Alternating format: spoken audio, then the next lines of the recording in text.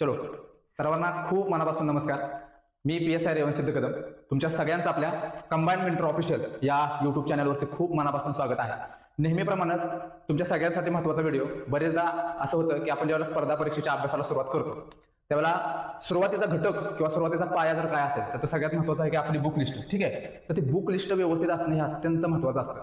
मी बरेचदा सांगत असतो की आपण ज्यावेळेला घर बांधायला चालू करतो, ठीक आहे, तर ते घर जर व्यवस्थित उभं राहायचं असेल किंवा खूप वर्ष जर टिकायचं असेल तर घराचा पाया जो आहे तो फार फार मजबूत लागतो.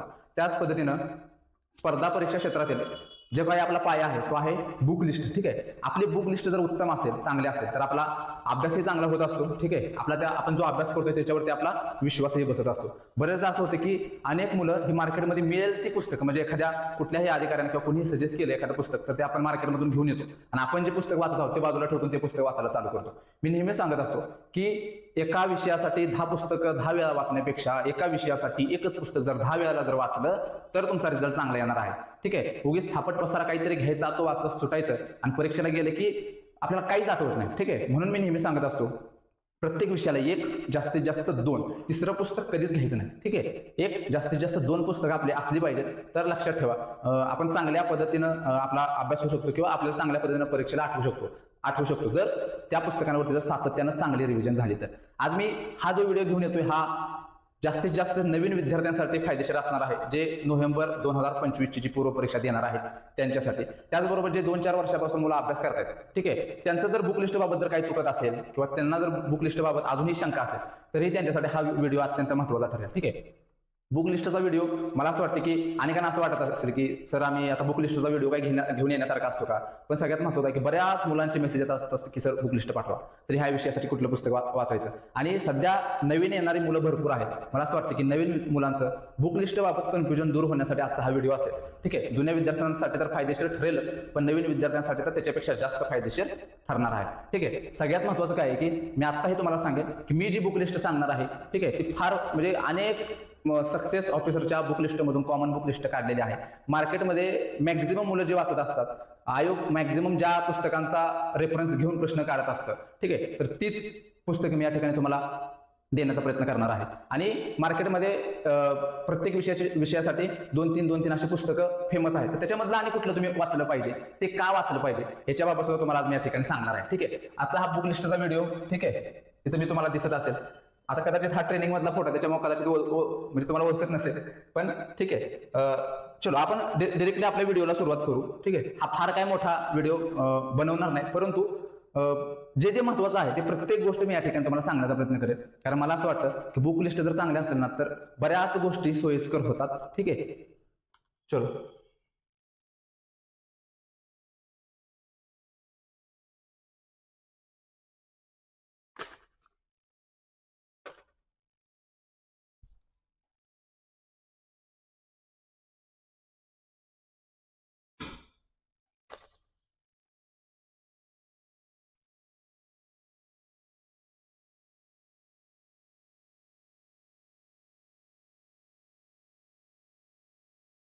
चलो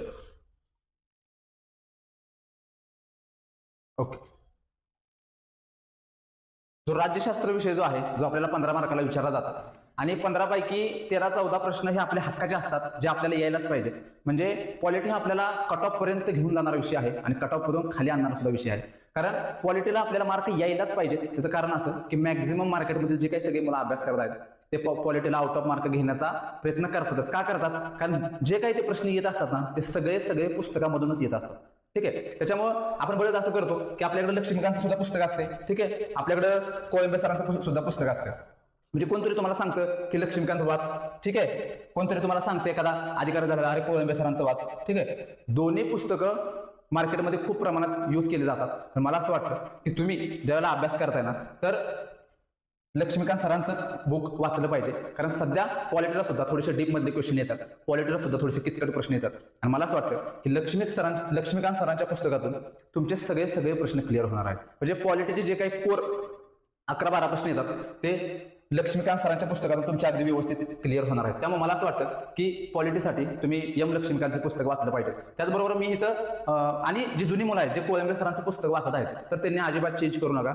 तुमचा त्याच्यावरती पगडा आलेला असणार आहे. त्याच्यामुळे ते जरी तुम्ही यूज केलं आणि काही छोट्या छोट्या गोष्टी ज्या कोळंबे सरांच्या पुस्तकात नाहीत त्या तुम्ही एम लक्ष्मीकांत सरांच्या पुस्तकातून त्या जर नोट्स स्वरूपात तुमच्या कोळंबे सरांच्या पुस्तकामध्ये जर ऍड करून घेतला तरी तुमचं ते बुक सफिशियंट होऊ शकतं. मी सांगतोय म्हणून जुन्या पोराने अजिबात लक्ष्मीकांत सरांचं बुक घ्यायचं नाही. ठीक आहे, तुम्ही आहेत तेच वाचा. पण जे नवीन मुलं येतात तर त्यांनी इथून कव्हर केलं तरी तुमचं क्वालिटी एकदम व्यवस्थित होऊ शकतो. थोडंसं मोठं बुक आहे, मी नाही म्हणत नाही, क्वालिटी हे बुक मोठं आहे, पण आपल्याला पूर्ण पुस्तक वाचायचं असतं का? आपल्याला फक्त सिलेक्टिव्ह टॉपिक वाचायचे असतात. पण आपण काय करत असतो, पहिल्या पानापासून शेवटच्या पानापर्यंत वाचण्याचा प्रयत्न करतो. मला असं वाटतं की पूर्व परीक्षेसाठी आणि मुख्य परीक्षेसाठी वेगवेगळ्या गोष्टी आहेत, वेगवेगळे टॉपिक आहेत. पूर्व परीक्षा आली तर पूर्व परीक्षेचेच टॉपिक वाचायचे, मुख्य परीक्षा आली की मुख्य परीक्षेचेच टॉपिक वाचायचे. ठीक आहे, आता ह्याच्यामध्ये आपल्याला पंचायत राज येत असतं, पण मी ते पुस्तक टाकलेलं नाही. मी तुम्हाला सांगतो की पंचायत राजसाठी आपल्याला किशोर लवटे सरांचं पुस्तक वाचायचं. कोणाचं? किशोर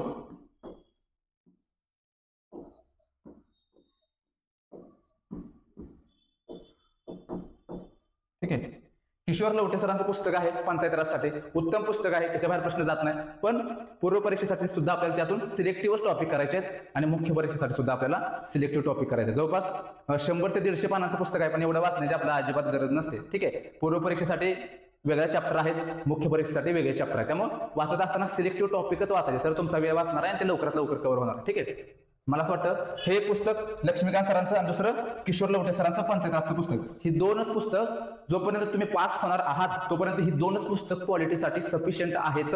याच्या बाहेर प्रश्न जाणार नाही. आणि ह्या दोन पुस्तकाच्या बाहेर जर प्रश्न गेला तर तो महाराष्ट्रातल्या कुठल्याच विद्यार्थ्याला तो प्रश्न सुटणार नाही. ठीक आहे, एवढ्या विश्वासाने सांगतो कारण मला माहिती आहे ह्या दोन पुस्तकाच्या बाहेर प्रश्न येत नाही आणि आला तर कुणालाच येणार नाही. ठीक आहे,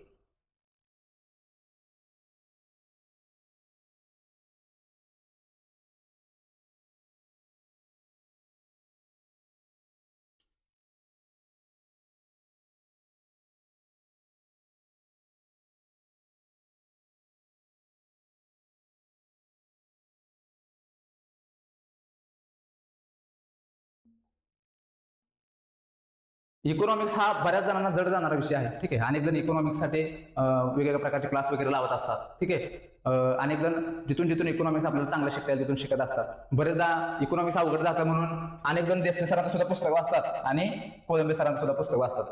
मला असं वाटतं की जे प्रॉपर कंबाईनची तयारी करत आहेत तर त्यांच्यासाठी कोळंबे सरांचं पुस्तक ठीक आहे सफिशियंट आहे. ठीक आहे, या पुस्तकातून तुमचे बरेचसे प्रश्न कव्हर होणार आहेत. आता या पुस्तकाचा वापर तुम्हाला कुठं करायचा सांगतो.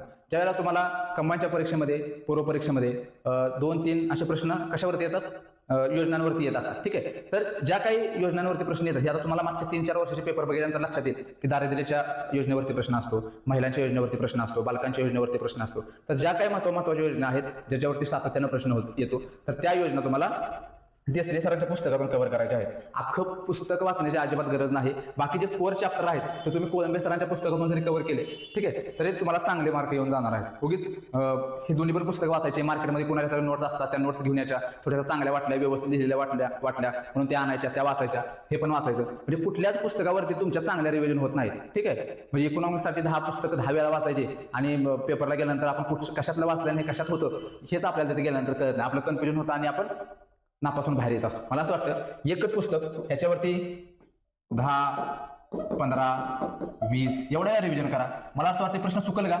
चुकल प्रश्न. एका पुस्तकावर 10, 15, 20 वेळा जर तुम्ही रिव्हिजन टाकले प्रश्न चुकल का मला सांगा बरं.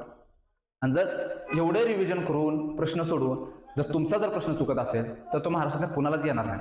ठीक आहे, तर टुक्का बरोबर आला तर तो भाग वेगळा, पण नॉलेजवरून जर तुम्हाला जर तो प्रश्न येत नसेल तर तो प्रश्न कोणालाच येणार नाही. मला असं वाटतं खात्रीनं सांगतो की हे पुस्तक सफिशियंट आहे आणि ज्या काही योजना आहेत ज्याच्यावरचे नेहमी प्रश्न येतात तर त्याच्यासाठी हे पुस्तक तुम्ही यूज करू शकता. सिलेक्टिव्ह योजना ज्या काही 8-10 योजनांवरती प्रश्न असतो तेवढ्याच याच्यातून करायच्या आणि क्लिअर करून टाकायचा तो विषय. त्यामुळे तुमच्या लक्षात काय आलं, इकॉनॉमिक्ससाठी कोर पुस्तक म्हणून ठीक आहे तर आपल्याला कोळंबे सरांचं पुस्तक वाचायचं आहे आणि योजना जर करायच्या असतील तर देसले सरांच्या पुस्तकातून त्या योजना करून घ्यायच्या. ठीक आहे, इकॉनॉमिकचा तुमचा विषय क्लिअर झाला आणि ह्या विषयाला हलक्यात घ्यायचं नाही. आपल्याला 15 प्रश्न आहेत. किती? 15 प्रश्न. त्याच्यामुळे या विषयाला अजिबात हलक्यात घ्यायचं नाही. ठीक आहे, चलो पुढचा विषय.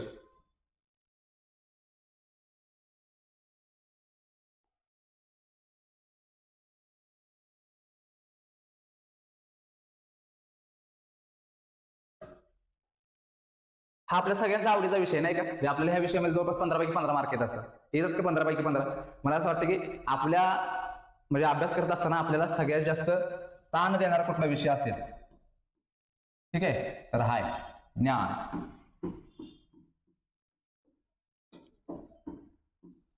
ठीक आहे, हा विषय म्हणजे आपल्याला असं वाटत असतं अरे ह्या विषयाचं नेमकं करू काय, ठीक आहे, म्हणजे ह्या विषयाला मार्कच येत नाही, करायचं काय, अशी बऱ्याच मुलांची अडचण असते. म्हणजे 99% मुलं जे असतात त्यांना पॉलिटी, जिओग्राफी, हिस्ट्री असेल, ठीक आहे, करंट असेल, ह्या विषयासाठी फार अडचण नसते. पण हा विषय भयंकर त्रास देत असतो. किती अभ्यास केला तरी ह्या विषयाला 5-6च्या वरती मार्क जात नाहीत. पण एक गोष्ट लक्षात ठेवली पाहिजे, आपण काय लहानपणापासून आपण हे विज्ञान आपल्याला खूप चांगलं जमतं अशातला काही भाग नाही, ठीक आहे. आणि स्पर्धा परीक्षेमध्ये जे काही एमपीसीच्या पेपरमध्ये किंवा गट ब पूर्व परीक्षेमध्ये किंवा मुख्य परीक्षेमध्ये जे काही प्रश्न विचारले जातात ते आपल्या डोक्याच्या बाहेरचेच असतात मुळामध्ये, ठीक आहे. पण असं करून चालेल का? ह्या विषयाला पूर्णच इग्नोर करून चालेल का? हा विषयाला अवरेज मार्क घेतल्याशिवाय आपण पास पण होऊ शकत नाही, तितकीच वस्तुस्थिती आहे, ठीक आहे. 15पैकी किमान 8-9 मार्क हे आपल्याला ह्या विषयाला घ्यावेच लागतील, ठीक आहे. 8-9 मार्क ह्या विषयाला घ्यावेच लागतील. आणि इथं जर 8-9 घेतले, ठीक आहे, इथं जर 8-9 घेतले तर आपण कट ऑफच्या पुढे जाऊ शकतो. पण कट ऑफच्या पुढे जाण्यासाठी आपल्याला बाकीच्या विषयांमध्ये म्हणजे पॉलिटी आहे, ठीक आहे, पॉलिटी, जिओ, इको, हिस्ट्री, ठीक आहे, ह्या विषयांमध्ये आपल्याला टॉप मार्क घ्यावे लागणार आहेत. टॉप म्हणजे पॉलिटीला 15पैकी जवळपास 13-14 मार्क पाहिजेत आपल्याला. जिओग्राफीला 10पैकी जवळपास 8 मार्क पाहिजेत. इकॉनॉमिक्सला 15पैकी 11-12 मार्क पाहिजेत. हिस्ट्रीला 7-8 मार्क पाहिजेत, ठीक आहे. इथं जर चांगले मार्क घेतले इथं तर लक्षात ठेवा, इथं 8-9 मार्क घेतले तर आपण ओके राहू शकतो. नाहीतर इथं जर आपल्याला पॉलिटीला 7-8 मार्क आले किंवा जिओग्राफीला 3-4 मार्क आले तर इथं 10-12 जरी मार्क घेतले तरी आपण काही निकालात टिकू शकणार नाही. त्यामुळे हा विषय अवघड वाटतो ना, इथं अवरेज मार्क घ्यायची आणि इथं चांगले मार्क घ्यायचे, ठीक आहे. तुम्हाला मी पुस्तकाबद्दल सांगतो, पण मला असं वाटतं की ह्या पण गोष्टी माझ्याकडून राहत नाहीत. ह्या पण गोष्टी तुम्हाला सांगितल्या पाहिजे सातत्यानं, आपल्याला कुठे मार्क घेतले पाहिजे, काय घेतले पाहिजे, ठीक आहे. आता सामान्य विज्ञानासाठी नवीन जी मुलं आहेत तर त्यांनी 8वी, 9वी, 10वी, ठीक आहे, ही आता नवीन स्टेट बोर्ड आहे. परंतु तुम्हाला सुरुवात करत असताना 8वी, 9वी, 10वीचं नवीन आणि जुनं जे काही स्टेट बोर्ड आहे ते तुम्हाला पूर्ण त्याचा वाचून चोथा करायचा आहे, ठीक आहे. त्याचा जर वाचून चोथा केला ना तर बऱ्यापैकी सायन्स हे तुमचं बऱ्यापैकी चांगलं होईल असं मला वाटतं, ठीक आहे. मग नवीन जुनं वाचायचं व्यवस्थित 3-4 वेळा वाचल्यानंतर त्याच्या फॅक्ट नोट्स काढायच्या, ठीक आहे. ह्या कशासाठी उपयोगाच्या असतात सांगा बघू? शेवटच्या काही परीक्षेचा जो आठवडा असतो त्या आठवड्यामध्ये तुम्ही फक्त स्टेट बोर्डच्या नोट्स जरी वाचल्या ना तरी तुमचा कुठेतरी कॉन्फिडन्स आपला बूस्ट होत असतो किंवा व्यवस्थित राहत असतो. त्याच्यामुळे शेवटचा जो काही आठवडा आहे त्या आठवड्यामध्ये हे वाचण्यासाठी, ह्याच्या नोट्स वाचण्यासाठी किंवा आपला आत्मविश्वास वाढवण्यासाठी ह्याच्या नोट्स फायदेशीर असतात, ठीक आहे. हे वाचून झाल्यानंतर आपल्याला एकच पुस्तक ठेवायचं आहे, सचिन भस्के सरांचं बेस्ट पुस्तक आहे. ह्याच्या बाहेर प्रश्न जात नाही जर नीट अभ्यास केला तर, ठीक आहे. पण मला असं वाटतं की एवढं जरी पुस्तक तुम्ही केलं सचिन भस्के सरांचं हे झाल्यानंतर तरी मला असं वाटतं की तुम्हाला सायन्सला चांगले मार्क येतील. आणि सायन्सला तसंही आपण नेहमी सांगत असतो की सायन्सला आपण कधी म्हणजे जे काय आपण नॉर्मल जे काही मुलं आहोत, ठीक आहे, जे झेडपी मधून शिकलेले आहेत त्यांना नेहमी सायन्स जड जातं. म्हणजे आपण कितीही म्हणलं सायन्सला मार्क घेतले पाहिजे, सायन्सला मार्क येतात, पण वस्तुस्थिती ही आहे की आपल्याला ह्या विषयाला मार्क घ्यायला जड जातात. परंतु ह्या विषयाला इग्नोर करून चालत नाही. एक पुस्तक हे सचिन भस्के सरांचं चांगलं चालायचं आणि त्या बेसिसवरती तुम्हाला 8-9 मार्क नक्की येतील, ठीक आहे. त्याच्यामुळे सायन्ससाठी एवढं केलं तर चालेल. नवीन मुलांनी हे आधी करून घ्यायचं, जुन्या मुलांनी एवढं जरी केलं तरी सचिन भस्के सरांचं तरी काय प्रॉब्लेम आहे, ठीक आहे. नवीन मुलांना सांगितलं की 8वी, 9वी, 10वी स्टेट बोर्ड आधी करणं, नंतर सचिन भस्के सरांच्या पुस्तकाला हात लावायचा, ठीक आहे.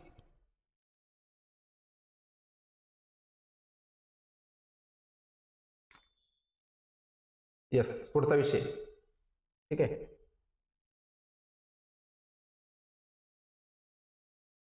महाराष्ट्राचा भूगोल अत्यंत चांगला विषय, चांगले मार्क देणारा विषय आहे. पण ह्याच्यासाठी नेमकं काय वाचायचं? आता अनेक मुलांना कळत नाही की सौदी सरांचं वाचू की दीपस्तंभ सरांचं वाचू.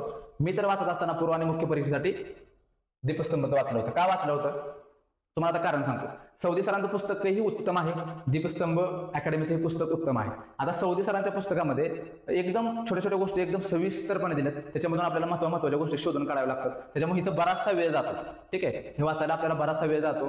काय महत्त्वाचं किंवा काय परीक्षेला येणार आहे हे शोधायला हे वेळ जातो, कळत नाही आपल्याला. परंतु ते दीपस्तंभचं जे पुस्तक आहे तर त्याच्यामध्ये कंबाईंड पूर्व परीक्षेला जसे प्रश्न विचारले जातात त्याच पद्धतीने ते फ्रेम केलेलं आहे. म्हणजे डोंगरांचा चढता उतरता क्रम आहे किंवा उत्तर दक्षिण क्रम आहे, पूर्व पश्चिम क्रम आहे, ठीक आहे. त्या पद्धतीने हे फ्रेम केलेलं आहे. सोपं आहे, सुटसुटीत आहे, त्याच्यामधून आपल्याला लगेच ग्रास होऊ शकतं. पाठांतरासाठी सुद्धा हे पुस्तक चांगलं आहे आणि ह्याच्यातून 10 पैकी तुमचे किमान 7-8 प्रश्न हे आरामशीर ह्याच्यामधून बरोबर येतात. त्याच्यामुळे मला असं वाटतं जे कोण नवीन जुने आहेत तर हे बेस्ट आहे पुस्तक. हे जर तुम्ही वाचलं हे पण उत्तम आहे, पण ह्याच्यातून आपल्याला काय होतं की शोधायला वेळ लागतो. महत्वाचं काय आहे, एकदम डिटेलमध्ये दिले, ठीक आहे. छोट्या छोट्या गोष्टी अगदी महाराष्ट्राच्या अनुषंगानं एकदम प्रॉपर दिलेल्या आहेत, तर ते शोधायला वेळ लागतो.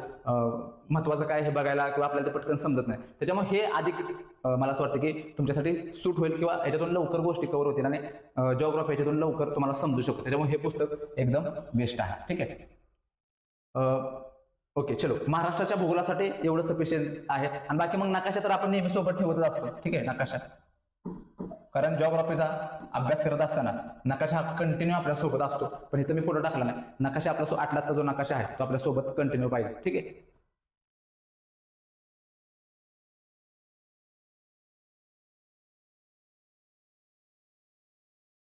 भारताचा भूगोल कंबाईनची जी काही पूर्वपरीक्षा आहे, ठीक आहे. पूर्वपरीक्षेला भारताच्या भूगोलावरती 3-4 प्रश्न येत असतात. मला असं वाटतं 3-4 पुस्तकासाठी हे दोन्ही पुस्तकं वाचावी का, एकच पुस्तकं वाचावं पण ते अख्खं वाचावं का?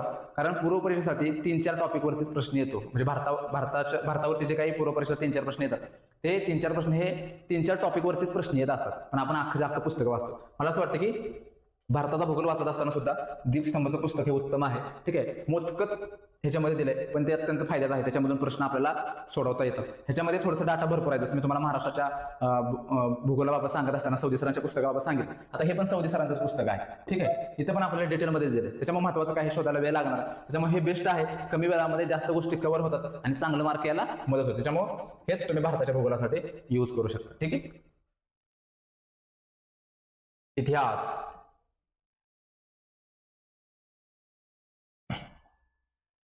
इतिहासासाठी आपण काय काय वाचत असतो बरं? इतिहासासाठी आपण समाधान महाजन सरांचं पुस्तक वाचतो. इतिहासासाठी आपण गाठा सरांचं पुस्तक वाचतो. इतिहासासाठी आपण अजून एक 2-3 पुस्तकं आहेत. अनिल कठारे सरांचं पुस्तक आहे ते पण वाचत असतो. अनिल कठारे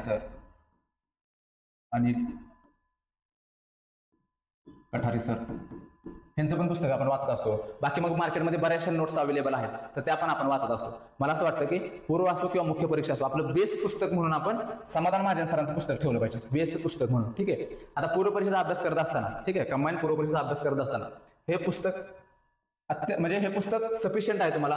पण लक्षात ठेवा की पूर्व परीक्षा असो किंवा मुख्य परीक्षा असो, आपल्याला समाज सुधारकांवरती जास्त प्रश्न विचारले जातात. आता ह्याच्यामध्ये सुद्धा समाज सुधारक दिलेत, नाही असं नाही, पण तेवढे डिटेलमध्ये नाहीत. आता तुम्ही प्रश्न बघा, इतिहासाचे विचारत असताना आयोग आता जुन्या पॅटर्नवरती प्रश्न विचारत नाही. वरवर तुम्हाला एखाद्या समाज सुधारकाचं नाव दिलेलं असतं, ठीक आहे. वरवर एखाद्या समाज सुधारकाचं नाव दिलेलं असतं आणि तुम्हाला विचारलं, मग त्याच्यावरती डिरेक्टली तुम्हाला पुस्तकातूनच तो प्रश्न डिरेक्ट तुम्हाला पुस्तकामध्ये दिसतो. पण आता तसं नाही. आता थोडंसं तुम्हाला डीपमध्ये विचारलं जातं आणि इथं डिटेलमध्ये दिलेलं नाही, ठीक आहे. इथं फक्त मेन गोष्टी दिलेल्या आहेत आणि डिटेलमध्ये जर तुम्हाला समाज सुधारक जर वाचायचे असेल तर तुम्ही ह्या पुस्तकातून कव्हर करू शकता. म्हणजे प्रॉपर एकदम समाज सुधारक इथून तुमचे कव्हर होतात. मग हे पुस्तक अख्खं वाचायचं का? अजिबात अख्खं वाचायचं नाही. भारताचा जो काही भूगोल आहे, म्हणजे 1857चा उठाव असेल, गव्हर्नर्स असतील, काँग्रेस असेल, ठीक आहे, ज्या काही भारतीय समाज सुधारक जे काही असतील, ठीक आहे, त्याचबरोबर ज्या काही भारतीय क्रांतिकारी चळवळी ज्या काही असतील, तर त्या तुम्हाला भारताचा जो काही इतिहास आहे तो इथून करायचा, ठीक आहे. भारताचा इतिहास इथून करायचा आहे. आणि महाराष्ट्राबाबत ज्या काही सामाजिक संघटना आहेत, जे काही समाज सुधारक आहेत, ठीक आहे, महाराष्ट्राबाबत जे काही काँग्रेसशी संबंधित व्यक्ती आहेत, तर ते तुम्हाला इथून करायचं आहे. म्हणजे तुमच्या लक्षात आलं का? मुख्य परीक्षेला तर तुम्हाला हेच पुस्तक अत्यंत महत्त्वाचं आहे, कारण मुख्य परीक्षेला समाज सुधारकावरती जास्त प्रश्न विचारले जातात. त्यामुळे हे पुस्तक तुमच्यासाठी अत्यंत महत्त्वाचं असणार. आता तुम्हाला इथं काय दिलं बघा, आधुनिक भारताचा इतिहास, म्हणजे इथं आधुनिक भारताचा इतिहास, इथं भारताबाबत क्लिअर कट गोष्टी दिलेल्या आहेत त्या पुस्तकामध्ये. इथं काय दिलं बघा, आधुनिक महाराष्ट्राचा इतिहास, म्हणजे कोर महाराष्ट्राबाबतचं पुस्तक आहे. त्याच्यामुळं ह्याच्यातून भारताचा भूगोल करणं, भारताचा इतिहास करणं आणि ह्याच्यामधून महाराष्ट्राचा इतिहास करणं, ठीक आहे. ही 2 पुस्तक व्यवस्थित यूज केली तरी होतं. आणि नोट्स काढण्यासाठी अत्यंत भारी पुस्तक आहे. ह्याच्यामधून तुम्ही प्रॉपर समाज सुधारकांच्या नोट्स स्वतः तयार करू शकता. आता हे थोडंसं नोट्स टाईपच पुस्तक आहे हे. ह्याच्यामधून काय म्हणजे भारताच्या इतिहासाबाबत काय नोट्स काढल्या नाही तरी चालतील, पण महाराष्ट्राच्या इतिहासासाठी हे नवीन मुलांनी ही 2 पुस्तक वाचण्याआधी हे पुस्तक व्यवस्थित वाचून घेतलं पाहिजे आणि जुन्या मुलांनी ह्या 2 पुस्तकांचा वापर केला पाहिजे, ठीक आहे. ह्याच्या बाहेर प्रश्नच जाणार नाही, एवढंच करायचं. जर तुम्हाला एवढं सगळं करून जर तुम्हाला जर प्रश्न आला नाही तर कुणालाच येणार नाही, ठीक आहे. त्याच्यामुळे निश्चिंत राहायचं. आपण जे काही मटेरियल वाचतो त्याच्यावरती विश्वास ठेवायचा, तरच लक्षात ठेवा परीक्षेला चांगले मार्क येतात, ठीक आहे. पुढचा विषय करंट अफेअर.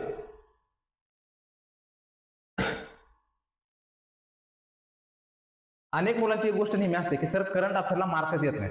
सर करंट अफेअरला नेमकं करायचं काय? कितीही वाचलं तरी मार्क येत नाही. तुम्ही कितीही वाचत आहात पण एकच गोष्ट कितीही वेळा वाचत नाही आहात त्याच्यामुळे आपल्याला मार्क येत नाही. आपण परिक्रमा वाचत असतो बरोबर, कोणतरी आपल्याला आपल्या लायब्ररीमध्ये दिसतं आणि कोणतरी सांगतं की अरे सिम्प्लिफाईड एकदम चांगलं बुक आहे, ह्याच्यामधून मागच्या परीक्षेला प्रश्न आले होते. ठीक आहे, मग आपण सिम्प्लिफाईड वाचायला घेतो, हे बाजूला ठेवतो. मग काय होतं की आपला ह्याच्यावरती कम्फर्ट झोन तयार झालेला असतो आपला.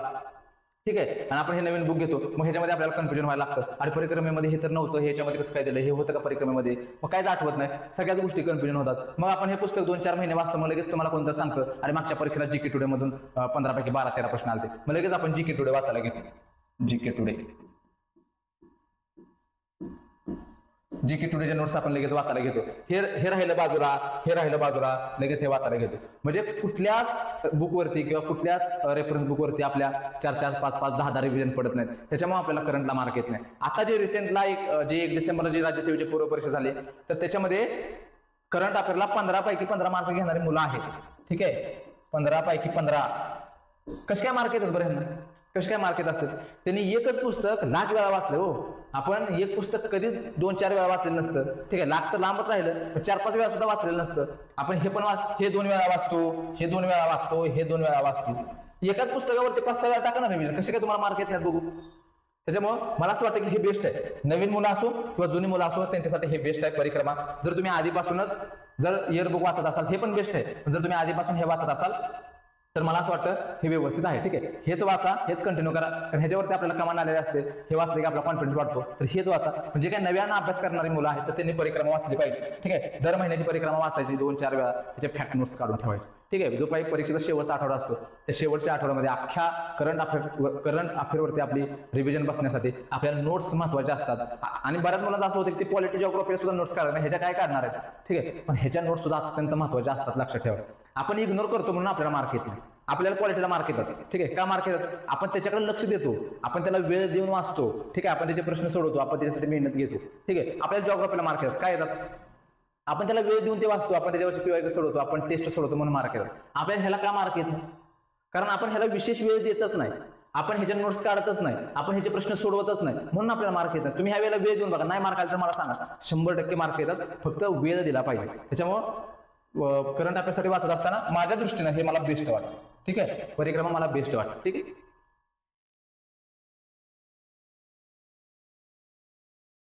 मॅथ रिझनिंग सगळ्यात जास्त मुलांना जे काही आपण स्पर्धा परीक्षा अभ्यास करणार जे काही मुलं आहोत आपण सगळेच, म्हणजे मीही त्यातलाच भाग, तर त्या सगळ्यांना जे काही जड जाणारा विषय, सगळ्यात जड जाणारा विषय काय असेल तर मॅथ रिझनिंग आहे. म्हणजे मॅथ रिझनिंगला काय करू, कोणाचं पुस्तक वापरू, कोणाचा क्लास करू. ठीक आहे, हे अनेकांना नेहमी वाटत असतं. पण मला असं वाटतं की मॅथ रिझनिंग हा प्रॅक्टिसचा विषय आहे. आपल्याला मॅथ रिझनिंग येत नाही ह्याची भीतीच आपल्या मनामध्ये असते, त्याच्यामुळे आपण त्याला वेळ द्यायला जात नाही, त्याची प्रॅक्टिसच करत नाही. कसे प्रश्न विचारतात, प्रश्न कसा सोडवायचे आपण बघत नाही, आणि म्हणूनच आपल्याला 20 पैकी नेहमी 4, 5, 6, 7 मार्क येत असतात. आपल्याला काही 10, 12, 15 मार्क गेलेच नाहीत. का तर आपण प्रॅक्टिस करत नाही. ठीक आहे, मी तुम्हाला एकच सांगेन, म्हणजे मी जर म्हणजे मला 5-6 मार्क येणारा पोरगा जर तेच मार्क जर 9, 10, 11 पर्यंत जर नेत असेल तर तुम्ही प्रॅक्टिसच्या जोरावरती तेवढे मार्क घेऊन जाऊ शकता. ठीक आहे, मला 2020ला जे काही पूर्व परीक्षा झाले त्यावेळेला मला काहीतरी 6 मार्क होते. नंतर मग माझे मार्क वाढायला लागले, नंतर मला 8 आले, 9, 10, ग्रुप सीला तर 15 पैकी 12, 13 मार्क येईल. का तर प्रॅक्टिस शिवाय ह्या विषयाला पर्याय नाही. तुम्ही ह्या विषयाचं काय पाठांतर करू शकता, काय सूत्र जर पाठांतर केले तर परीक्षेला काय दाखवत नाही सूत्र. त्याच्यामुळं ह्याची जेवढी प्रॅक्टिस कराल ना तेवढं तुम्हाला ते पेपरमध्ये फायदेशीर ठरणार आहे. तर त्याच्यासाठी सचिन ढवळे सरांचे नोट्स आहेत. तुम्हाला टेलिग्रामला कुठेही ह्या नोट्स अवेलेबल होतील किंवा कुठल्याही झेरॉक्स सेंटरवर गेला तुम्ही नोट्स मागितल्या तर त्या तुम्हाला मिळतील. म्हणजे मॅथच्या नोट्स आहेत आणि बुद्धिमत्तेच्या दोन्हीच्या नोट्स आहेत त्या तुम्ही घ्या. त्याच्यातून प्रत्येक चॅप्टर क्लिअर करा.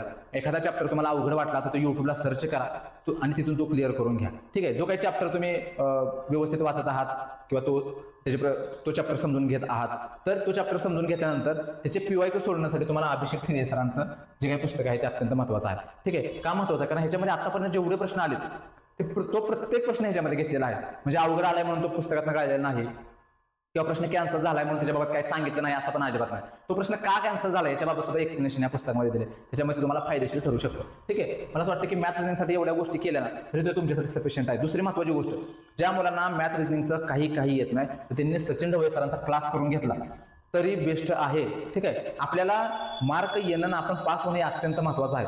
मला असं वाटतं की क्लास करणे काही कमीपणाचं लक्षण नाही. ठीक आहे, कमीपणा गप घ्यायचा, गप क्लास करायचा आणि किमान ॲव्हरेज मार्क पडतील, किमान पास होईल एवढे मार्क पडतील एवढं तिथून शिकून घ्यायचं. मला असं वाटतं की काहीतरी 999ची एक बॅच आहे.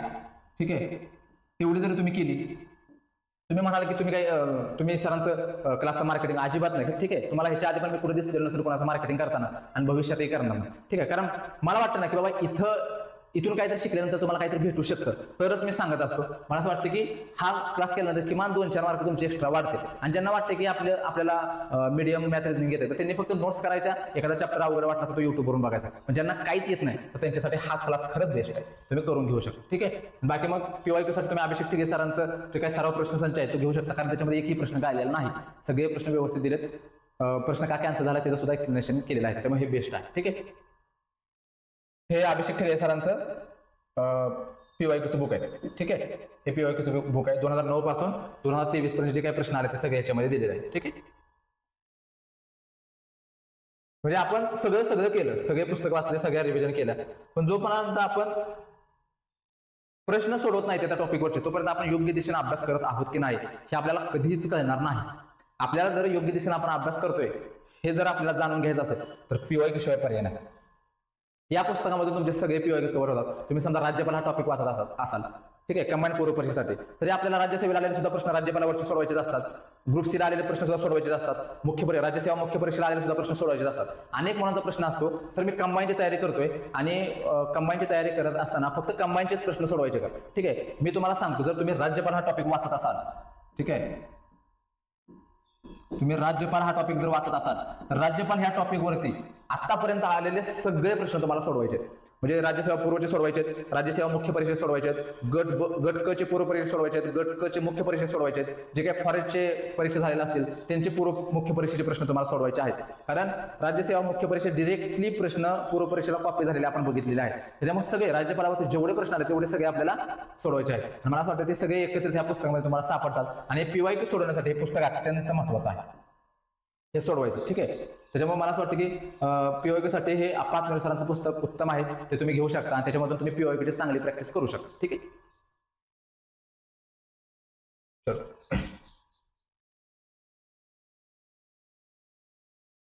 हा आपला पूर्व परीक्षा सिलेबस आहे. ओके, चलो, आपण तुम्हाला सांगितलं इतिहासासाठी आपल्याला काय वाचायचं आहे. इतिहासासाठी आपल्याला भारताचा इतिहास करायचा आपल्याला समाधान महाजन सरांच्या पुस्तकातून, महाराष्ट्राचा इतिहास करायचा आहे आपल्याला गाठाळ सरांच्या पुस्तकातून. ठीक आहे, जिओग्राफीसाठी दीपस्तंभ उत्तम पुस्तक आहे. महाराष्ट्राचा भूगोल असेल किंवा भारताचा भूगोल असेल, दीपस्तंभ उत्तम पुस्तक आहे. ठीक आहे, अर्थशास्त्रासाठी कोळंबे सरांचं पुस्तक हे बेस म्हणून ठेवायचं आपल्यासाठी. ठीक आहे, कोर पुस्तक म्हणून कोळंबे सरांचं पुस्तक ठेवायचं आहे आणि ज्या काही योजना आहेत त्या आपल्याला देसले सरांच्या पुस्तकातून करायचे. ठीक आहे, चालू घडामोडीसाठी परिक्रमा, इयरबुक ही दोन पुस्तकं मॅक्झिमम मुलं वापरतात, पण मला असं वाटतं की परिक्रमा बेस्ट आहेत. परिक्रमा आपण चालू घडामोडीसाठी वाचल्या पाहिजे. ठीक आहे, राज्यशास्त्रासाठी लक्ष्मीकांत सरांचं पुस्तक टॉप पुस्तक आहे, ह्याच्या पलीकडे काही वाचण्याची गरज नाही. आणि पंचायत राजसाठी तुम्ही किशोर लवटे सरांचं पुस्तक घेऊ शकता, पण त्यातून सिलेक्टिव्ह टॉपिक आपल्याला पूर्व आणि मुख्य परीक्षेसाठी वाचायचे. ठीक आहे, विज्ञानासाठी 8वी 9वी 10वीचं नवीन आणि जुनं स्टेट बोर्ड व्यवस्थित वाचलं पाहिजे, त्याचा चोथा झाला पाहिजे आणि त्याच्या नोट्स आपण काढून तयार ठेवल्या पाहिजे. सोबत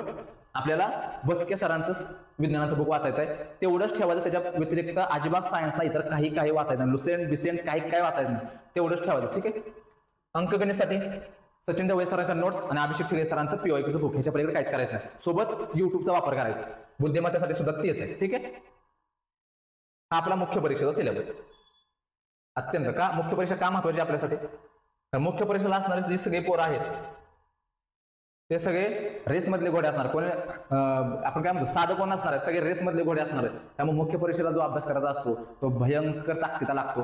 त्याच्यासाठी रेफरन्स बुक असतात, ते आपल्यासाठी क्वालिटी पाहिजे, चांगले पाहिजे, जास्त थापट पसारा वाचायचा नाही, एक चांगलं वाचायचं. थोडंसं दुसऱ्या पुस्तकाचा रेफरन्स घेतला तर चालेल, ते पण मी तुम्हाला सांगतो. पण इथं बुक लिस्ट उत्तम असणं फार महत्वाचं आहे. ठीक आहे, पहिला पेपर आहे आपला लँग्वेजचा. ठीक आहे, लँग्वेजचा मराठी, ओके, इंग्लिश. मराठी 50 मार्काला, इंग्लिश 50 मार्काला. मराठीसाठी तुम्ही काय करू शकता, मोराबाळ आंबे सरांचं पुस्तक,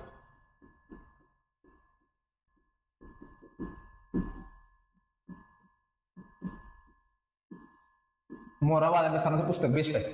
मराठीसाठी टॉपचं पुस्तक आहे. ह्याच्या म्हणजे मराठी ग्रामर सोबत व्होकॅब्युलरी दोन्ही पुस्तक आहेत सरांची. आणि ह्याच्या व्यतिरिक्त मला नाही वाटत की मराठीसाठी कोण ह्या जगात काय वाचत असा. ठीक आहे, हे पुस्तक उत्तम आहे. हेच पुस्तक पाहिजे शेवटपर्यंत, पास होईपर्यंत मुख्य परीक्षा देत असताना हेच पुस्तक आपल्याकडे पाहिजे. आता सगळ्यात जड जाणारा भाग ज्याच्यामध्ये काय करायचं हेच आपल्याला कळत नसतं. ठीक आहे, मी तुम्हाला इथे कुठलं रेफरन्स बुक आता सजेस्ट करणार नाही, परंतु मी तुम्हाला कड सर आणि महेश पाटील सर, महेश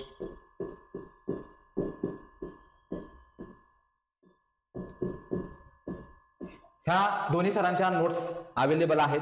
पण मला असं वाटतं की इंग्लिशचा कुणाचा तरी क्लास आपण करून घेतला पाहिजे बरं का. कुणाचा तरी क्लास आपण करून घेतला पाहिजे, कारण ज्या काही छोट्या छोट्या गोष्टी असतात आपल्याला असं वाटत असतं की मी स्वतः सेल्फ स्टडी करून इंग्लिश चांगलं करेन, मला मार्क चांगले पडते. पण उगीच ओव्हर कॉन्फिडन्समध्ये खरंच जायचं नाही, कारण तुम्ही मुख्य परीक्षेला पात्र झालेला असता. मुख्य परीक्षेला आपल्याला चांगल्या म्हणजे टॉपच्या मुलांसोबत फाईट द्यायची असते.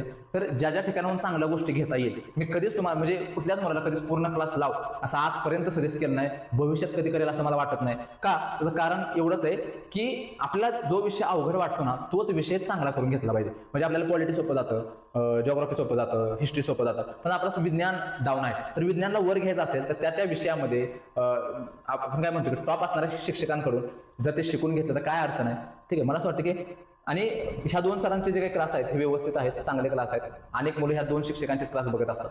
ठीक आहे, पण दोन्हीपैकी कोणाचा लावायचा असं पण तुम्हाला वाटत असेल. आता मी कड सरांचा लावला, कारण मला कड सरांचा क्लास किंवा जो काही मी डेमो बघितला होता तुम्हाला चांगला वाटला होता, मला त्यांची लँग्वेज समजायची. पण दोन्ही शिक्षक उत्तम आहेत. तुम्ही दोन्ही सरांचे युट्यूबला डेमो लेक्चर बघा, आणि दोन्हीपैकी ज्यांची लँग्वेज किंवा ज्यांचं शिकवणं तुम्हाला अपील होतं त्या दोन्हीपैकी एका सरांचा तुम्ही क्लास लावून घेतला पाहिजे. फायदा होतो एवढं मात्र निश्चित आहे. जर फायदा नाही झाला तर तुम्ही मला विचारा, कारण अशा बऱ्याचशा गोष्टी असतात ज्या आपल्याला इंग्लिश बाबत माहीत नसतात. म्हणजे आपण फक्त नॉलेजवरती प्रश्न सोडवायला बघत असतो, पण नॉलेज नसताना, प्रश्न माहीत नसताना कसा सोडवायचा, कुठला कीवर्ड लक्षात ठेवायचा, हा म्हणजे असा कीवर्ड आल्यानंतर हे असं उत्तर येतं किंवा असं उत्तर काढलं पाहिजे, ह्या सगळ्या गोष्टी तुम्हाला कळते. त्याच्यामुळे हा क्लास म्हणजे ह्या दोघांपैकी कोणाचा तरी क्लास करून घेतलेला कधी फायद्याचा असतो. ठीक आहे, सोबत आता मोरावा आंबे सरांचं मराठीसाठी झालं. ठीक आहे, इंग्लिशसाठी आपल्याला कड सर किंवा महेश पाटील सर यांच्या ह्या दोघांपैकी एकाचा क्लास आणि त्यांच्याच नोट्स आपल्याला वापरायच्या आहेत. ठीक आहे, दुसरी गोष्ट मराठी आणि इंग्लिशसाठी POQ साठी आपण काय वापरणार, तर लोकसेवा अकॅडमीचं पुस्तक आहे. लोकसेवा अकॅडमीचं आप्पा हातवरे सरांचं POQ बुक आहे, ते तुम्ही मराठी इंग्लिशसाठी वापरू शकता. त्या पुस्तकामध्ये एक्सप्लेनेशन सुद्धा दिलेलं आहे. ठीक आहे, म्हणजे हेच उत्तर का आहे, बाकीचे 3 ऑप्शन उत्तर का नाही, हे सुद्धा एक्सप्लेनेशन दिलं व्यवस्थित आहे. तुम्ही व्यवस्थित अगदी क्लिअर याच्यातून तुम्हाला क्लिअर गोष्टी समजू शकतात. ठीक आहे, मराठी इंग्लिशसाठी एवढं जरी केलं ना तरी तुम्हाला 100 पैकी 70-75 मार्क यायला अडचण नाही. फक्त एवढंच करायचं, नाही तर दुसरं कुणा तरी मार्केटमध्ये नोट्स घ्यायच्या, आणायच्या, वाचायला असलं प्रकार करू नका. मी दिलंय तेवढंच करा. ह्याच्या स्वतःच्या नोट्स तयार करायच्या, मराठीच्याही स्वतःच्या नोट्स तयार करायच्या, इंग्लिशच्याही स्वतःच्या हँड रिटन नोट्स तयार करायच्या. कष्ट घेतलं तरच आहे बघा. आयतं काय मिळणार नाही. आयतं मार्केटमधून काहीतरी आणलं, वाचलं, तुम्ही पास झाला असलं काही होत नसतं. ठीक आहे, स्वतः घ्यायचं, प्रॉपर स्वतः मेहनत करायची, मग परीक्षेला जायचं, त्याचा रिझल्ट येतो म्हणजे येतो. ठीक आहे, दुसरा पेपर आपला. ठीक आहे,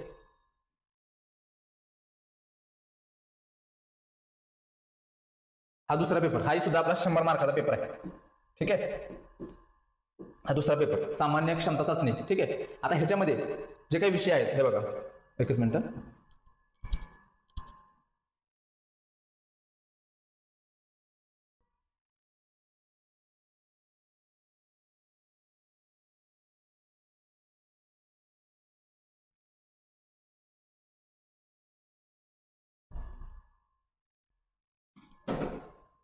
ओके, चलो. सामान्य बुद्धिमापन व आकलन. ठीक आहे, ह्याच्यासाठी जे पूर्व परीक्षेसाठी सांगितलं सचिन ढवळे सरांच्या नोट्स, ठीक आहे, त्याच वापरायच्या. POQ साठी अभिषेक ठिगे सरांचं जे काही पुस्तक आहे ते. ठीक आहे, आता ह्याच्यासाठी किती प्रश्न येतात, तर ह्याच्यासाठी 10 प्रश्न येतात. ठीक आहे, किती? 10 प्रश्न आहेत. मुख्य परीक्षेला 10 प्रश्न येतात. ठीक आहे, चालू घडामोडी तेच सांगितलं, परिक्रमाच वाचायची. ठीक आहे, तुम्ही सिम्प्लिफाईड वाचत असाल तर तेच ठेवा, पण शक्यतो जे नवीन अभ्यास करा त्यांनी परिक्रमा वाचायला पाहिजे.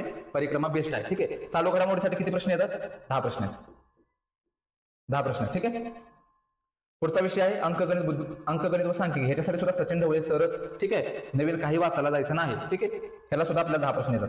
म्हणजे बघितलं ना तुम्ही, बुद्धिमत्ता अंकगणित टोटल 20 मार्काला आहे आणि ते 20 मार्कापैकी किमान आपल्याला 12-13 मार्क, ठीक आहे, पूर्व परीक्षेला आपण कसे तरी 8-9 मार्क पाडून पास होऊ शकतो, पण मुख्य परीक्षेला आपल्याला मार्क घ्यावेच लागतील ना, 20 पैकी किमान 13-14 मार्क घ्यावेच लागतील. नाही घेतलं तुम्ही काय करणार आहात, घ्यावं तर लागलच ना. ठीक आहे, मला असं वाटतं की आणि जर तुम्ही तेवढ्या ताकदीने जर फाईट नाही ना दिली, लक्षात ठेवा, मग मुख्य परीक्षेला कायम अडकून राहतो. तुम्ही म्हणाल मी जीएस वरती मार्क काढतो, जीएस वरती, ठीक आहे, जीएस वरती मार्क भलेही काढा, पण जीएस तुमच्या टप्प्यातला नाही आल्यावर काय करणार आहे, त्याच्यामुळे सगळ्या गोष्टींची आपली तयारी असली पाहिजे. कारण मुख्य परीक्षा ही फार फार तगड्या लोकांसोबत द्यायची असते, त्याच्यामुळे मुख्य परीक्षेला अजिबात रिस्क घ्यायची नाही. ठीक आहे, माहिती अधिकार अधिनियम 2005 आणि महाराष्ट्र लोकसेवा हक्क अधिनियम 2015. ठीक आहे, आता ह्याच्यासाठी हे 5 प्रश्न येतात.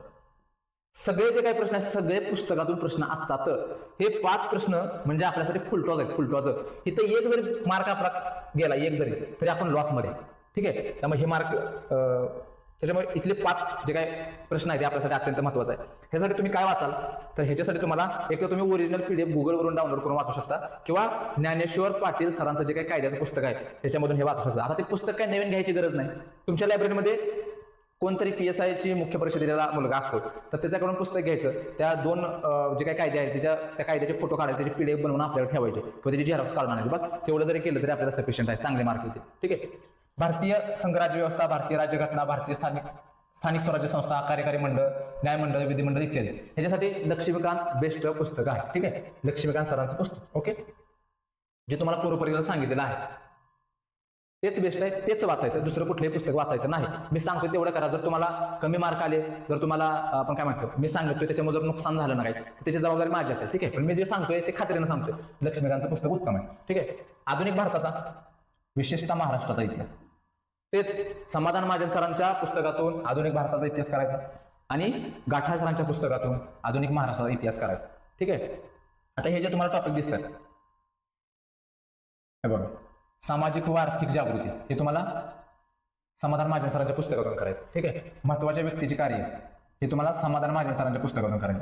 समाज सुधारकांचं कार्य, हे तुम्हाला भारतीय समाज सुधारक जे काय आहेत ते समाधान महाजन सरांच्या पुस्तकातून करायचे, आणि महाराष्ट्रातील समाज सुधारक जे काय आहेत ते तुम्हाला गाठा सरांच्या पुस्तकातून करायचं. इथं स्वतंत्रपूर्व भारतातील सामाजिक जागृतीतील वर्तमानपत्र, हे तुम्ही समाधान महाजन सरांच्या पुस्तकातून व्यवस्थित करू शकता, त्याच्यामध्ये व्यवस्थित दिले. ठीक आहे, शिक्षणाचा परिणाम, हे कुठून कराल, समाधान महाजन सरांचं पुस्तक.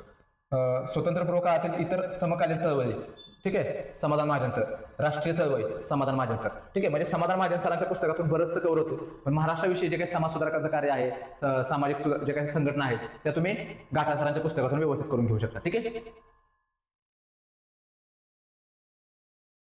म्हणजे इथं पॉलिटीला 10 प्रश्न आहेत. ठीक आहे, आणि इथं इतिहासासाठी सुद्धा आपल्याला 10 प्रश्न. ओके, हक्काचे मार्क आहे बरं, हे सगळे हक्काचे मार्क आहेत. आणि पूर्व परीक्षेपेक्षा मुख्य परीक्षा सोपी असते, म्हणजे बऱ्याच गोष्टी डिरेक्टली पुस्तकातून असतात, फक्त आपल्याला कसं चुका कमी करायच्या असतात तर चांगले मार्क येतात. ठीक आहे, आता येतं भारताचा व महाराष्ट्राचा इतिहास. ठीक आहे, तर हे जे सगळं आहे तुम्हाला दीपस्तंभ पुस्तकातून, महाराष्ट्राचा भूगोल दीपस्तंभ पुस्तक, भारताचा भूगोल दीपस्तंभ पुस्तक, जे तुम्हाला पूर्व परीक्षेला सांगितलेलं आहे. ठीक आहे, पर्यावरण, आता पर्यावरणासाठी तुम्ही कुठलं पुस्तक वापरू शकता. एक तर सौदी सरांच्या पुस्तकामध्ये पर्यावरणाबाबत आहे, परंतु तुम्हाला पर्यावरणासाठी, एकच मिनिट,